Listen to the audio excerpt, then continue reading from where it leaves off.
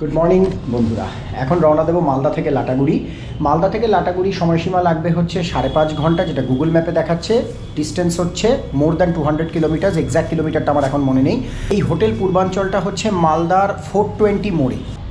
সত্যি বিশ্বাস করো, অন্য কোনো হোটেল এই সাপোর্ট দেবে না। এই হোটেলের স্টাফ এত ভালো, এত ভালো, এত ভালো। রুমগুলো মোটামুটি, আমি বলবো না খুব আহামরি, মোটামুটি ওয়ান নাইটের জন্য যথেষ্ট থাকার জন্য। আর স্টাফ এত ভালো যে রাত 2:30তে আমি ঢুকেছি, তারপরেও কত ভালো বিহেভিয়ার, কোনো রাগ নেই, কোনো বিরক্ত নেই। গ্যারেজ খুলে দিল গাড়ি রাখার জন্য, বাইকটা রাখার জন্য, অসাধারণ, দারুণ। কারণ এখন সকাল 10:30 বেজে গেছে এবং আমাকে মোটামুটি 6 ঘন্টা লাটাগুড়ি সন্ধে হওয়ার আগেই ঢুকতে হবে। Let's ride to Lataguri. আর তোমরাও আমার সাথে এই রাইডটা এনজয় করো। আর চ্যানেলটাকে লাইক, শেয়ার, সাবস্ক্রাইব করে দাও। আর কমেন্ট করে জানো যে তোমাদের এই কন্টেন্টটা কেমন লাগলো, এবং বেল আইকনকে ক্লিক করতে একদম ভুলবে না। স্টার্ট করে দিলাম টুয়ার্ডস লাটাগুড়ি। আর রুটটা হবে হচ্ছে থেকে সোজা গিয়ে মালদা বাইপাস ধরবো, স্ট্রেট বেরিয়ে যাবো হচ্ছে টুয়ার্ডস শিলিগুড়ি, NH12 ধরে, ফুলবাড়ি হয়ে ক্যানাল রোড ধরে লাটাগুড়ি।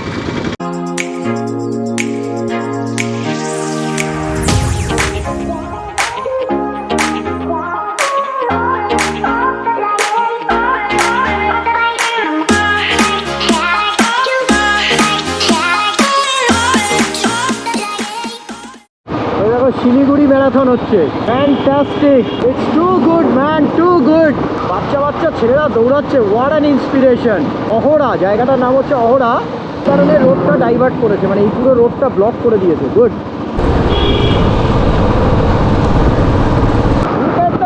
পুরো সর্ষের ক্ষেত দুধারে, what a road man, what a road. জায়গায় দাঁড়ালাম জাস্ট তোমাদের এই সিনারিটা দেখানোর জন্য। দেখো, এই হচ্ছে সর্ষের ক্ষেত। Wow, what a beauty. আর এই রোডে চালানো যে কি অসাধারণ লাগছে না, ধারণার বাইরে। পুরো সবুজ আর হলুদ হয়ে রয়েছে, তার মাঝখানে এই রোড দিয়ে চালানো।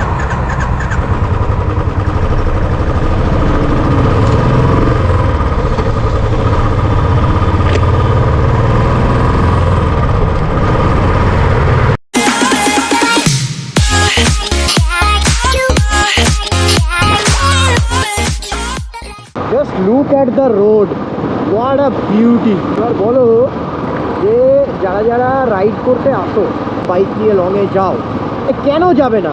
Riding is basically a passion man, এটা বুঝতে হবে। হ্যাঁ, টু হুইলারে রিস্ক আছে, প্রচণ্ড unsafe vehicle, I do understand peoples concern, but riding is a passion. ভালো না বাসলে টু হুইলারে লং রাইড করা যায় না বস।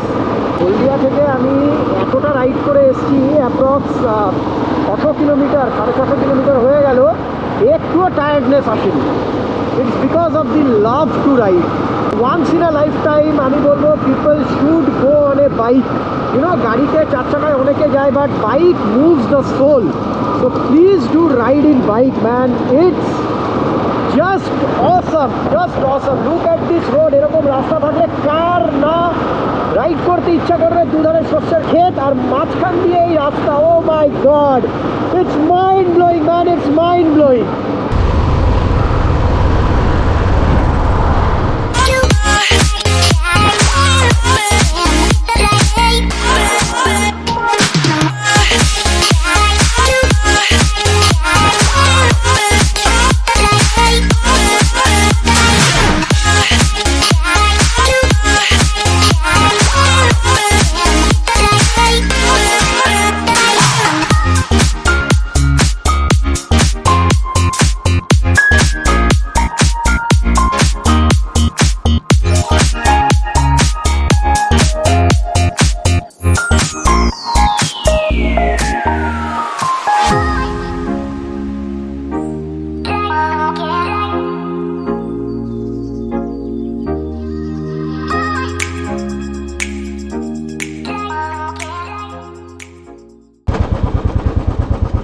তোমাদেরকে আরেকটা বিউটি দেখাই। তারা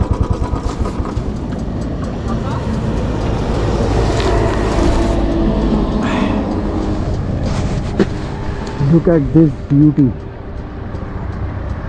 Wow.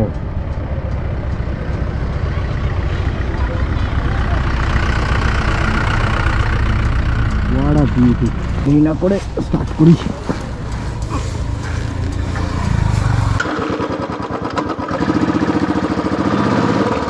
সত্যি মানে আমাদের মাদার নেচার কথা হবে না, অসাধারণ সৌন্দর্য, লাভলি বিউটি, লাভলি।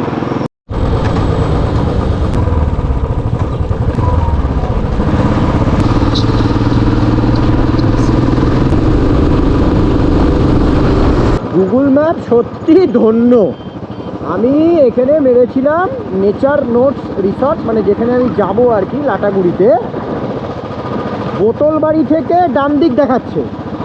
এবার ওখানে যেহেতু আমার চেনাশোনা আছে বলে আমি জিজ্ঞেস করলাম যে ভাই কোন দিকে যাবো, বললো কোনো ডান দিক বাদিক নেবে না, একদম NH-12 ধরে সোজা ডালখোলা হয়ে ফুলবাড়ি ওঠে, তারপরে ওখান থেকে তোমাকে টার্ন নিতে হবে। মানে কি অবস্থা গুগল ম্যাপের! কেউ যদি ব্লাইন্ডলি গুগল ম্যাপের উপরে ভরসা করে রাইড করতে বেরোয়, তাও আবার সোলো, তার অবস্থা খারাপ, মানে লিটারালি খারাপ। ও বলছে দাদা তুমি যদি ডান দিকে নাও তুমি 100% ফাঁসবে, রাস্তা ভীষণ খারাপ। মানে দিস ইজ রিডিকিউলাস ম্যান। কালকে আমার এই করে 2 ঘন্টা নষ্ট করেছে।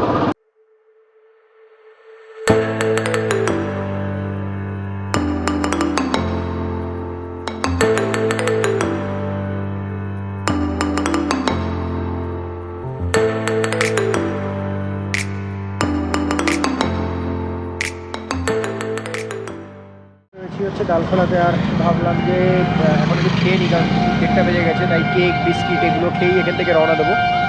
আর সামনে পেট্রোল পাম্প আছে, পেট্রোল রিফুয়েল করাবো আরেকবার, করিয়ে তারপরে সোজা ফুলবাড়ির উদ্দেশ্যে রওনা দেবো। ডালখোলা থেকে ফুলবাড়ির ডিস্টেন্স হচ্ছে 130 কিলোমিটার, সময় লাগবে অ্যাপ্রক্স ওই 2 ঘন্টার মতো।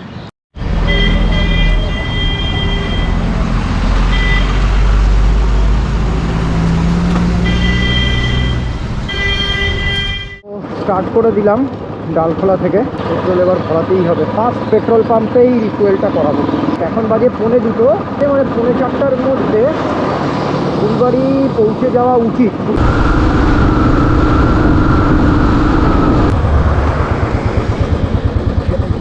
করা যাবে জানি না, দেখছি। 2 per liter অফ। ওকে,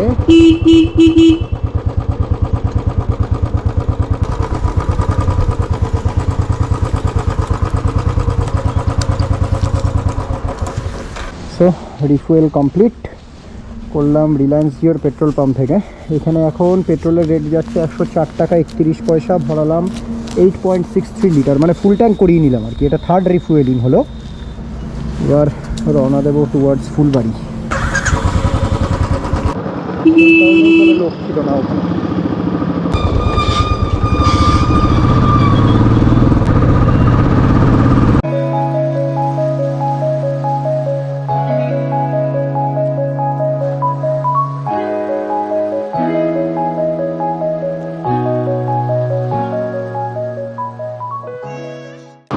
রাস্তা অসাধারণ। এই জায়গায় সর্ষের ক্ষেত, সর্ষেগুলো উঠছে আর কি।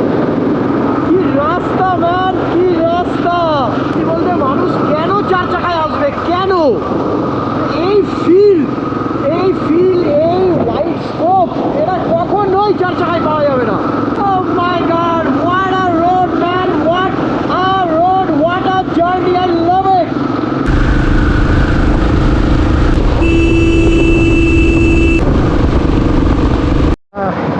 শ্রীকৃষ্ণপুরে একটু দাঁড়িয়েছিলাম, এক কাপ কফি খেলাম একদম কড়ক, এবং এবার একদম সোজা লাটাগুড়ি।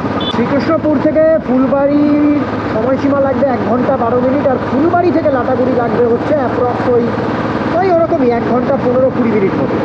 টোটাল 2.5 থেকে 3.5 ঘন্টা এখনও জার্নি আছে।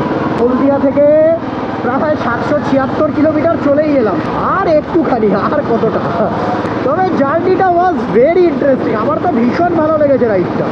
যারা এই বাড়িতে বসে থাকো না, বাড়িতে বসে ভাবো যে করবো, হবে, চলবে, আজ না কাল করবো, বিশ্বাস করে কোনোদিন পারবে না। একটু সাহস করে রাস্তায় বেরিয়ে যাও, বস, কনফিডেন্স অটোমেটিক্যালি গ্রো করে যাবে। তবে হ্যাঁ, কনফিডেন্স চলে যাওয়ার অর্থ এটা নয় যে র্যাশ ড্রাইভিং করবে। Let's go to Lataguri.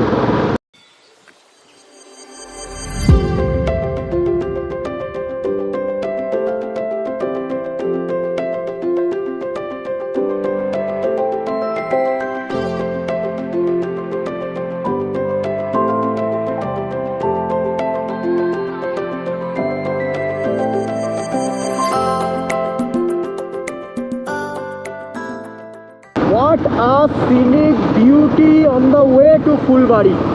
কিছুক্ষণ আগেও মানে বেশ কিছুক্ষণ আগে সর্ষের ক্ষেত দেখেছিলাম রাস্তার দুধারে।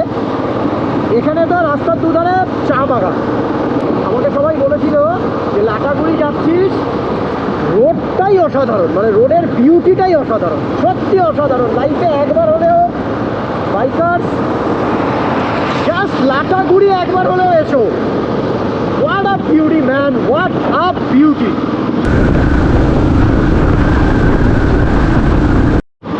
এটা হচ্ছে পশ্চিম মাদাতি টোল প্লাজা। তো এটা হচ্ছে Mahananda barrage. Mahananda barrage cross করার পরে রাস্তার অবস্থা দেখেছো? ফুলবাড়ির পথে ভীষণ খারাপ, ভীষণ খারাপ। কি হলো ফুলবাড়িতে, এবার দেখতে হবে লাটাগুড়িটা কোন দিকে পড়বে। স্যার লাটাগুড়ি, লাটাগুড়ি এদিকে চলে যাবেন, প্রথম পার্টি থেকে ইনকাম করবেন।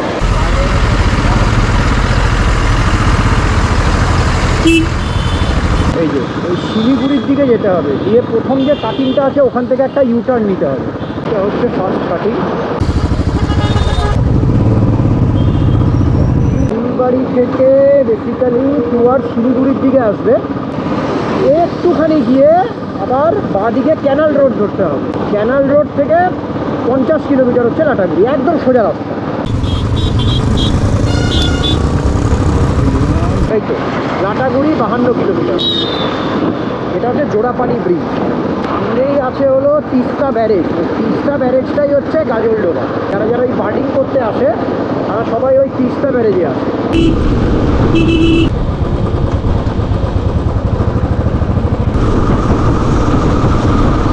তো এখন রয়েছি হচ্ছে আমবাড়ি বাজারে। এই আমবাড়ি থেকে বাদিক নিয়ে রেলগেটটা ক্রস করে, মানে লেভেল ক্রসিংটা ক্রস করে একদম সোজা হচ্ছে লাটাগুড়ি।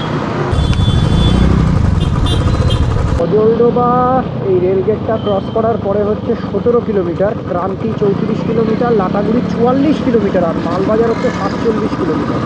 খুব জোরে বাইক চালানোর দরকার নেই এই জন্য, কারণ এটা কিন্তু পুরো ওয়াইল্ড লাইফ জোন। ওরা কখনো কখনো কিন্তু এই মেন রোডে চলে আসে। এই যে দেখো পুরো চা বাগান আর ওইদিকে পুরোটা জঙ্গল।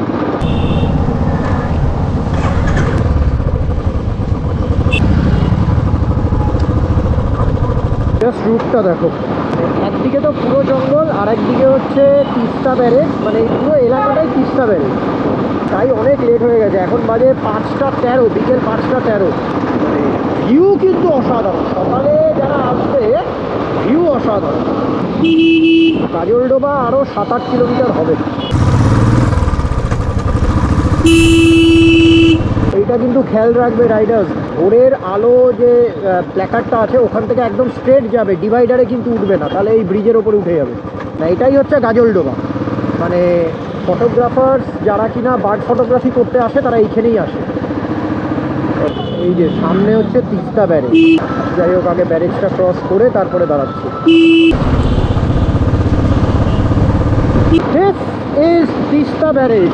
এই প্রথমবার এলাম গাজলডোবাতে, আমি কখনো আসিনি এর আগে। ব্যারেজ থেকে নেমে একদম সোজা বাদিকে একটা রাস্তা আছে, ওইখানে কেউ যাবে না। আলটিমেটলি রাত হয়েই গেল। তখন একটা সাইডে তিস্তা ব্যারেজ ছিল, একটা দিকে জঙ্গল ছিল, এখন দুটো দিকেই জঙ্গল। এই যে এগুলো হচ্ছে ওয়াচ টাওয়ার।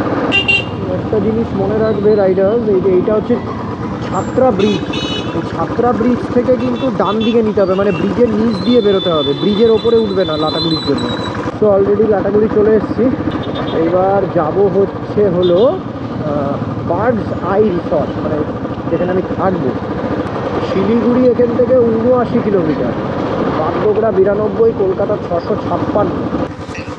হ্যালো, ওই পাশ দিয়ে ঢুকে একটা নিচ দিয়ে রাস্তা নেমে যাচ্ছে, ওইটাতে ঢুকে যাবো তো? তুই বেরিয়ে চলে গেছি।